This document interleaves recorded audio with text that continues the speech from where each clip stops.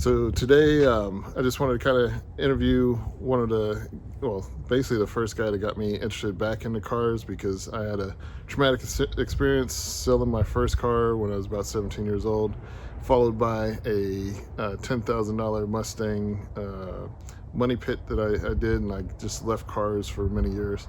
And then he kind of like got me interested into starting to do stuff with cars. He's the one that got me into the Kia K5, and his name's Nick, and he's going to kind of just talk us through what got him into cars and tell us a little bit about his Mustang.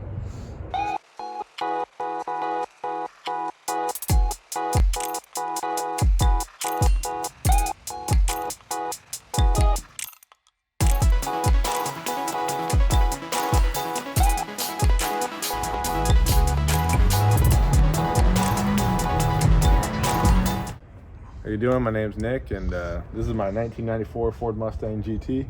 I got it when I was 19, and I've been slowly modifying it pretty much ever since. Now it's got a turbo Coyote engine from a Gen 1 Mustang, so 2014, 78 mil on-3 turbo, and 6-speed manual transmission. And I did it all myself in a parking lot in a small one-car garage, and I'm real proud of it.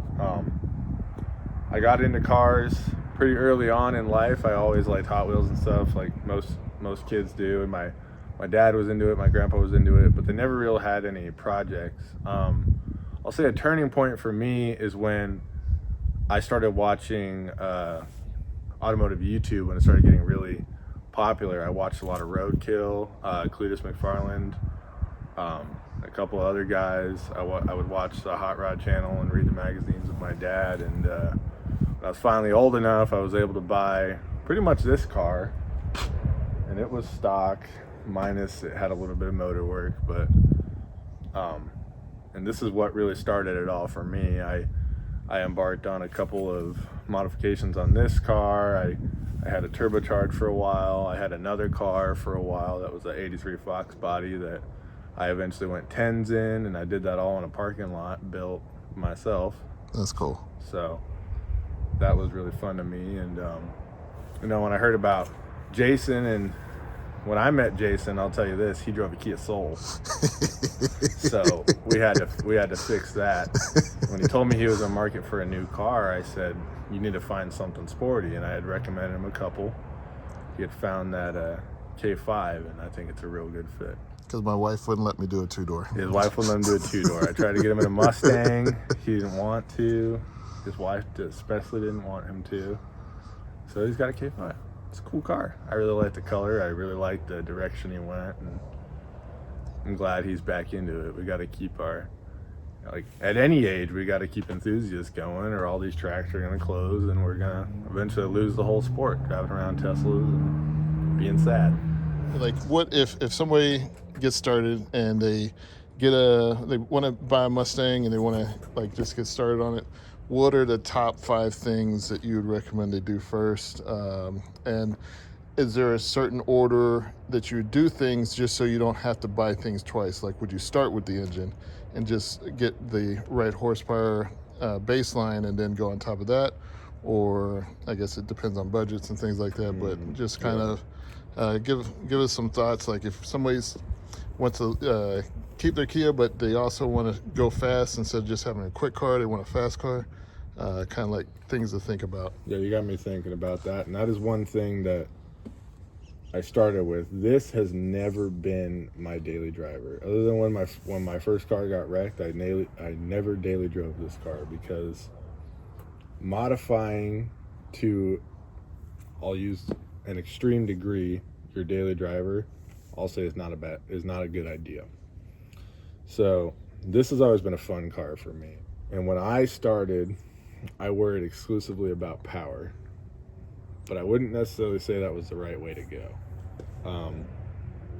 If I were to do it all again, I would probably invest money in the chassis first. If you're starting with any car, you want to start with the chassis and make sure it's up to a safe point to put a lot of power into. You don't want to twist the body. You don't want to. You don't want to twist the frame. You don't want to break an axle. You don't want to spend 10 grand putting an engine in and breaking everything behind it and risking destroying the car. So I will say what you need to start with is identify what you want in the vehicle, set a goal for yourself, obviously set a budget because they can get out of hand pretty quickly, and then just start working. Hour here, hour there. Don't a car that runs and drives is more fun than a car that sits on jack stands and does nothing. If it were me and I was starting and I had, say, if I was in Jason's shoes, I had a nice K5, I would buy a 79 to 2004 Mustang, a Fox body or an SN95, and I would start with one of those cars because they're readily available and easy to get parts for. That's the two things for me, because I was on a budget. That's what I needed to start with. I'm not a fabricator. I don't have the equipment to try and fit something like this in an old 60s Mustang. You got to do a lot of work. This car can accept this engine with no fabrication. Okay. And all the 79 to 04s can. You are going to have to change some parts, obviously, but when it comes to metal work, you don't need to do anything. Okay. So you find your car, something easily modifiable, set your budget and what you want. And this thing at the 600 horsepower mark has always been fun for me, but it doesn't need to be that high. My friends have had 400 or 500 wheel cars and that are a riot, and anything past 700 on the street, unless you want to go to the track, is not really a good idea. Overkill and felony tickets. Overkill, felony tickets, try and kill you. Yeah. Yeah.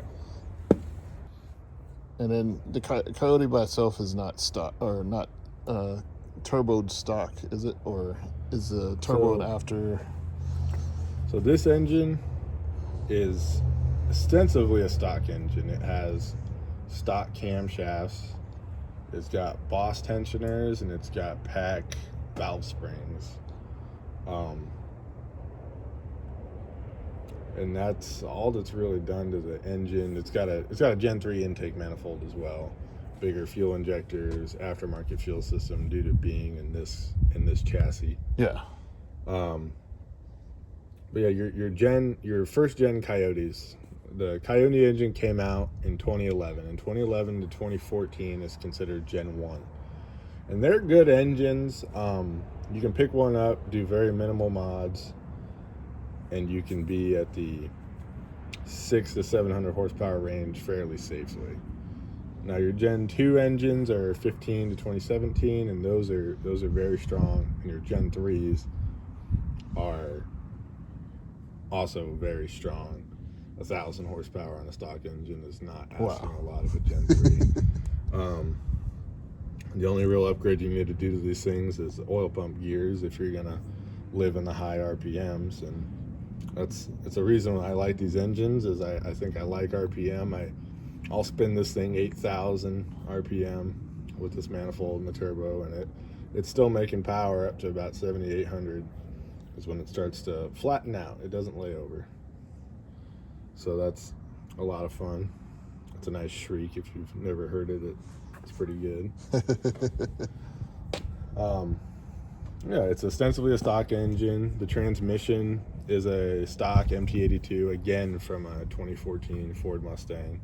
This is actually my second one. You know, people talk about they break or the MT82 is not reliable, and it's a luck of the draw, really. My other one didn't break, it just started leaking, and I had this one, so I threw it in. Custom drive shaft, and back to the stock 8.8 axle with just some upgrades, and that's the drivetrain. It's controlled by a Holley ECU. I'm a big Holley guy because for a while before I had this engine, the old engine was also controlled by a Holley ECU. So it was nice just to be able to swap quickly over to this, and the car be almost fully wired. And the ECUs in these are inside versus Kia and Hyundai has them outside in the engine bay, right? Originally, the ECU was in the inside. It was in the fender well. Okay. On these, a lot of modern cars just keep them out in the engine bay now. Passing less wires to the firewall tends to be something popular, and with these new ECUs, they can stand to take the heat and the vibrations that come in the engine bay. There's Gotcha. nothing wrong, but my ECU, the aftermarket one, it's hidden in the dashboard. Awesome. Which I can show you. And it all runs. I wired this whole car myself. I did all this myself. The only stuff that was ever outsourced was welding. I can stick some stuff together, but I'd rather trust somebody else to do the important things. So now the question everyone wants to ask is, does it shoot fire? It does occasionally shoot fire. It's not meant to shoot fire. Like, I don't go out and say, yeah, it shoots fireballs, and rev it up to 8,000 RPM outside the supermarket and make it shoot fireballs. Sometimes, if I'm racing, especially at night, I'll see a fireball shoot out, and that's kind of cool. And if it's on the two-step, it'll shoot fire, because I do take this car to the track. It's not just a street car. It's been 1020s at 135 in Colorado, and I have not raced it here yet with the better elevation. And we'll throw in some clips of some drags. Some drag strip passes and me being a hooligan. Cool, but the main thing is being safe on a closed course if you're going to do this, because you don't want to kill some family of four, or you don't want to get tickets if you're a father, like most of us watching. So you need to be there for your family, but you want to be able to have fun and also keep supporting the industry, aftermarket parts, racetracks, things like that, to kind of keep everything safe and keep everything funded, because it is a business as well, and we're helping people's livelihoods. So do you want to, show us the inside real quick? So the inside is essentially apologies. I do drive this car, so it's got a little bit of trash in here, but it's an essentially stock 94 interior with minus the GT500 seats, and then the console looks really bad from this side, but on the other side it doesn't look too bad. This cup holder's from a later model Mustang, and I had drilled a hole there for an automatic shifter when this car had a C4 transmission, and I had to cover it up. Okay. So it got that, and that doesn't look too bad, especially when you're sitting in the drive. Yeah, I got you. The ECU's hidden back here where the passenger airbag used to be. You can incorporate the airbag system if you have a lot of patience. I wasn't really interested in getting hit in the face with a 30-year-old airbag, so eventually this car will be getting a cage. Yeah, and I'm sure it'd be worse with a helmet also. Yeah, you don't want to get hit with a helmet on. Yeah. Probably wouldn't feel so great. And I see digital clusters up front. Yeah, it's the factory Terminator X screen that comes with the Holley ECU. And that displays all my gauges, and then I just have a cheap Amazon Speedo.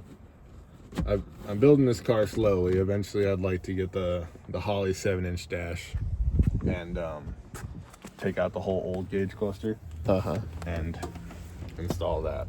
But it's all push button start now. It is you got to put the key in. Yeah. But it does have a push button start. It's pretty loud. It's not Coyote kill your ears loud, but it's up there. But it's all wired and plumbed and everything by me, so. And then there's something you did to the rear diff gears, or did you? I re-geared it from factory. Nothing necessarily done to it that's very special. It's got actually an Explorer 31 spline carrier with 31 spline aftermarket axles. I just got a diff girdle brace for it, and I'm actually going to weld the tubes on this very soon. But the suspension under here, I've upgraded recently. It now has a lot of UPR stuff mainly. It's got a UPR upper and lower polyurethane control arms because I didn't want to listen to solid stuff squeak.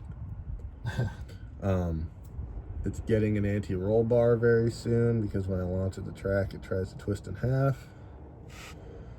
It's got SVE subframe connectors to keep the unibody strong. I got a drive shaft safety loop for safety. Because it kind of wants to twist off after 700 horsepower around there. No, not really. It's more of a, well, that drive shaft is built, but it had an old drive shaft in it that wasn't as nice, and it actually had broken that, and the loop kind of saved a lot of damage from the car. So that was good. So it's a good safety addition if somebody's going to start pushing power. It is a drag strip requirement. Okay, good. It's if you have a slick or a radial, you need to have a drive shaft safety loop. Okay. Because it's always up towards the front, because if you break the drive shaft at the front and it drops down and it catches something, it could pull up the car. That's true. And you don't want that. This has a on-3 billet fuel hat. It's a triple fuel pump hat, so it's got 3 Aeromotive 340 fuel pumps. It runs 60 pounds of fuel pressure. And they come on at different times or different? 2 of them run constant, and 1 runs past a certain RPM and pounds of boost. Awesome. It's got Cobra bumpers, and it's just an unsuspecting car. When people see these cars, they associate them with being slow. Other than the fact that this one's loud, it's not slow. So would it be called a sleeper or not a sleeper? I'd call it a sleeper. If someone's on the driver's side, they generally don't expect it. I've beat some newer Mustangs. I've beat a couple Hellcats. I've had a good time. It made, on 9 pounds of boost on 91 octane, it made 630, and that was the lowest horsepower I could possibly have. I've had it up to 15 psi on E85, and I'd assume that was around the 800 horsepower range, but I don't drive it around there very much. Because it's not good for longevity. I don't know if you showed the seats, but seats are 2014 Mustang GT 500, and they're on the factory 94 bracket, so even the power seat works. That's cool. It's dying slowly, but it does work. This car still has the back seat. You can seat 4. Just not comfortably if they're 6 feet tall. It's just been my baby. This car was pretty ugly when I got it, on stock wheels, stock ride height, a lot of sun fade. It's been polished by a couple buddies, and You wrap the top. I wrapped the roof, and I didn't sand this clear coat peel. And that's one thing that if you're planning on wrapping an old car, just sand it flat. Okay. Maybe you want to leave like a primer coat, but you don't want any clear coat peel because vinyl wrap is 1 millimeter thick. Anything that is under it, you're gonna see it. Okay. But this is a 3M wrap that's good for 10 years, is what the guy told me. Cool. So Cool. Thanks for showing us this and giving us a little background, little history. Yeah. Appreciate you checking it out. And I'm glad I could add another enthusiast after his horrific teenage years and his terrible Mustang. I'm glad he found a car that he likes, and it's a nice car. I'd drive it, and I can't believe I'm saying that. I'm not a Kia guy. Cool. Don't tell my friends. No, I just wanted to say thank you because I wouldn't have done any of this stuff without meeting you, talking to you, and like kind of getting the motivational speech to go ahead and do it. So just get out and do it. there's no better time than the present. As time goes by, the sport is slowly gonna go away if we don't stay active in the sport and support these companies that are making modifications for these cars. And there's gonna be no modifications, nothing you can buy off the internet. It'll be back to the early days where you got to try and make everything yourself, and it's hard now.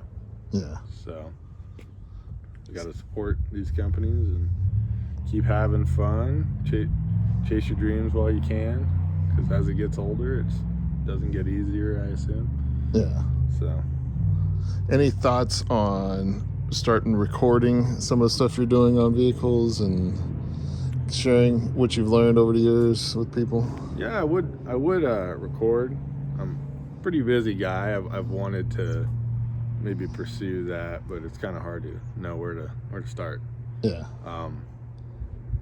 My car is pretty cool, but I just got the one car, and I don't get to use it that often, and so I'd like to record them, but it might not be I got you. Everyday thing. But yeah. Cool. Okay, I think it's important because learning little things, and that's why I look at different cars, learn at different platforms, because some things you can get ideas off a Mustang that you can apply to a Kia or to Honda, because the general physics and car manufacturing is the same, but all the specific details are different, but the concepts are helpful. So thank you. Yes, thank you. Until next time.